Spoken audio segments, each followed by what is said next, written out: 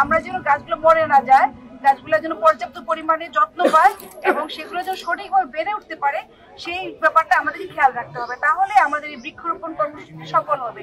আর যদি গাছগুলো খেয়াল না রাখি আমরা, যার আঙ্গিনায় যার পেরিফেরিতে গাছগুলো থাকবে, আমি অনুরোধ করবো আপনারা প্লিজ নিজের মনে করে, এটি এক ধরনের আপনার নিজের গাছ, কারণ সেই গাছের বাতাস আপনি পাবেন, অক্সিজেন আপনি পাবেন। সো নিজের মনে করে গাছের পরিচর্যাটি করবেন, এই অনুরোধটুকু রাখবো।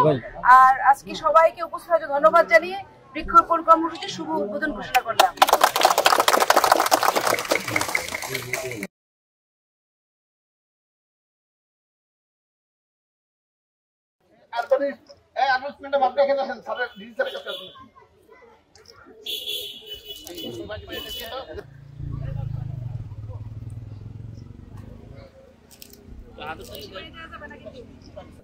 ফলের গাছ এবং ভেষজ গাছ দিতে পারবে। সকলকে ধন্যবাদ জানাচ্ছি।